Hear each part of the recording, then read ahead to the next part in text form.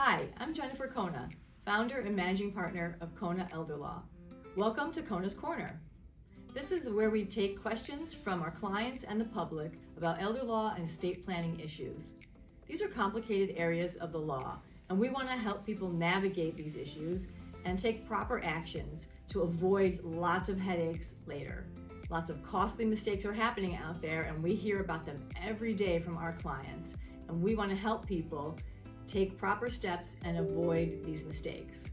So we're inviting people to write into us with their questions, with their concerns, with things that have happened to them, things that are happening to their family and friends and neighbors, and get correct advice so we can help people deal with misinformation, with these mistakes, and get people on the right path.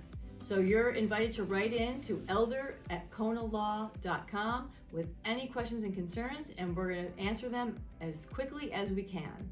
So today, I'm going to share with you a question that someone wrote in with recently. A client asked us, "My husband just broke his hip and has to go into a nursing home. The admissions people told me that he is not eligible for Medicaid even though we set up a trust 7 years ago. How could this happen?" Well, let me tell you, this does happen. We see this with clients coming into our office, new clients. They'll come in with a nice binder, a good-looking trust. They think everything is well set up. They have nothing to worry about. They're past the 5-year look back. Everything's in trust.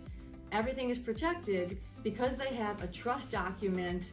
They signed it 5, 6, 7 years ago, whatever the case may be, and they feel really great about it. We take a look at the document, and yes, it may be proper, everything may be perfect, but no assets were transferred to the trust. This happens all the time.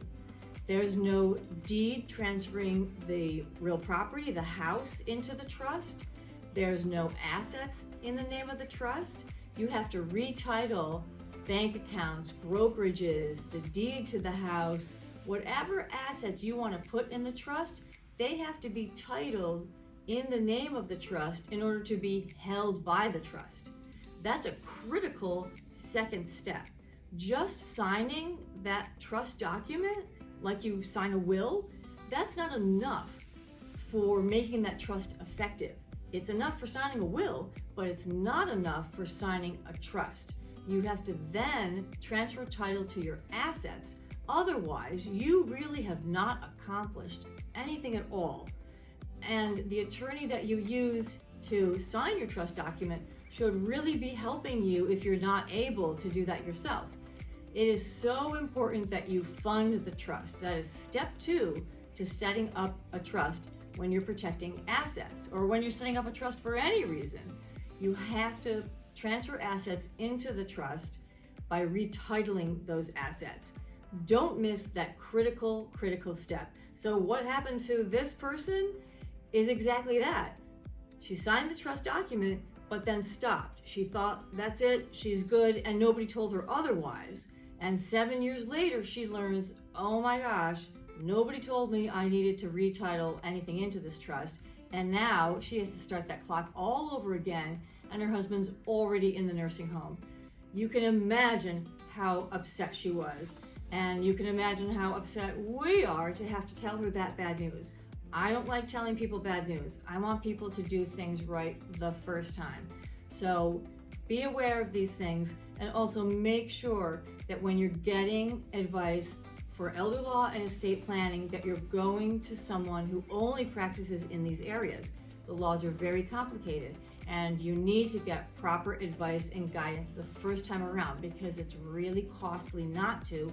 As you can imagine, this poor woman now has to start a new 5-year clock or do spousal refusal. Either way, it's going to be very costly for her. So we want to help people avoid costly mistakes. So please write in with your questions to elder@conalaw.com, and we will answer your questions as quickly as we can. And we're always here to help out. Our phone number is 631-390-5000. Reach out anytime. We're here to help you. Have a great day.